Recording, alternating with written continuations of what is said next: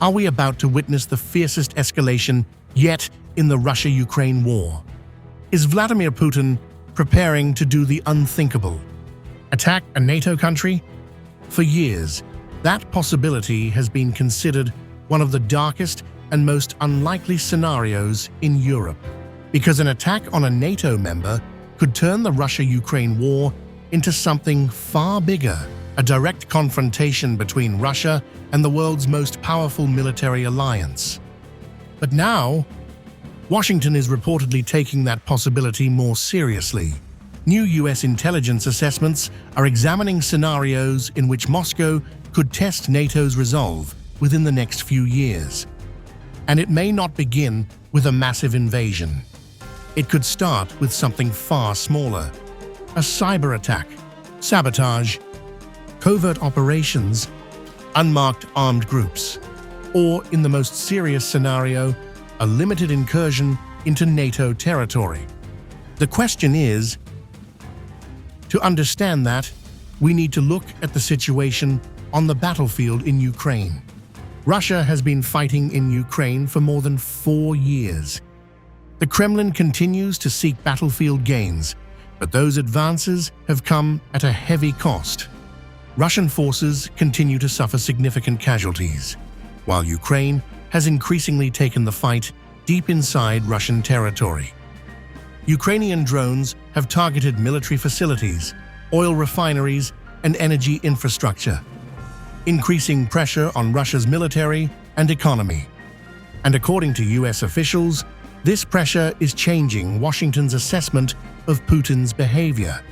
Previously, American intelligence reportedly believed Putin would be reluctant to provoke NATO, while Russia remained heavily committed to Ukraine. But earlier this year, that assessment changed. US officials are now reportedly examining whether Putin could become more willing to take risks if he feels increasingly cornered. And that brings us to the most dangerous possibility. What if Putin doesn't launch a massive attack? What if he tries something calculated, something limited, something designed to test NATO? Imagine a cyber attack against a NATO country. Government systems go down. Military communications are disrupted. Critical infrastructure is hit. But no Russian troops cross the border. Or imagine unidentified armed groups suddenly seizing a small piece of territory, while Moscow denies involvement, or a limited military incursion along NATO's eastern flank. The objective would not necessarily be to conquer Europe. It could simply be to answer one question. That is where the alliance faces its most difficult test. Article 5 is the foundation of NATO. An armed attack against one member is considered an attack against all. But Article 5 does not prescribe one automatic military response, and that distinction becomes critical when an attack falls into the gray zone. A cyber attack is different from a missile strike. Sabotage is different from an invasion.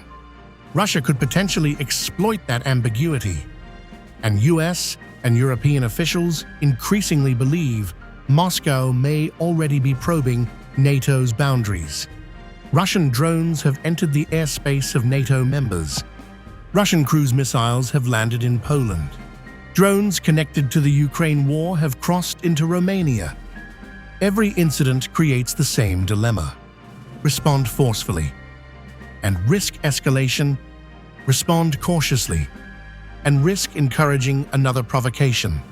Because Russia may not need to defeat NATO militarily. It could try to fracture NATO politically. But there is another problem making this assessment even more serious: America's weapons stockpiles. The United States has spent years supplying Ukraine with weapons while also conducting major military operations in the Middle East. That has put pressure on stocks of critical systems, including ATCMS, precision strike missiles, and Stinger missiles. Air defense inventories are also being closely watched, including Patriot, SM-3, and THAAD interceptors.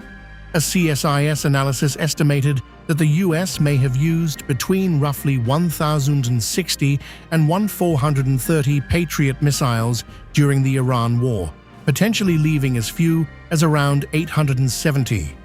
But the Pentagon rejects claims that America is running out of weapons. The real concern is different. Can the United States sustain multiple major conflicts at the same time? Because Washington is preparing for Russia, watching China, dealing with Iran, and continuing to support Ukraine. And advanced missiles cannot simply be replaced overnight. That is why the ammunition issue matters. Not because America is defenseless, but because a prolonged multi-front war could put enormous pressure on US stockpiles. A weapons shortage does not mean Russia would automatically attack.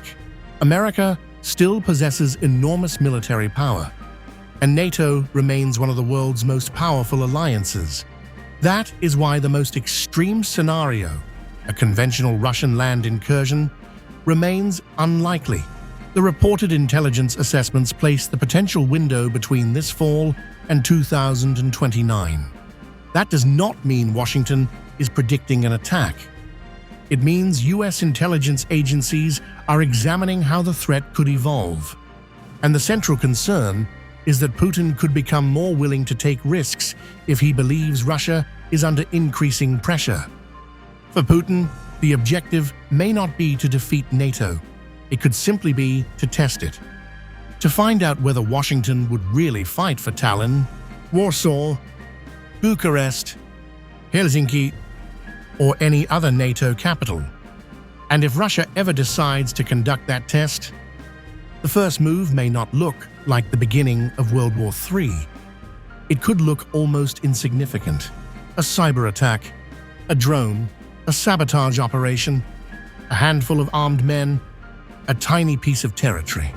But the response to that first move could determine everything that follows. Because once NATO is tested, there may be no easy way to step back.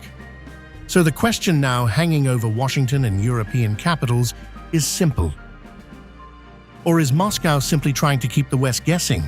One thing is clear. The United States is no longer treating the possibility as something that can simply be dismissed.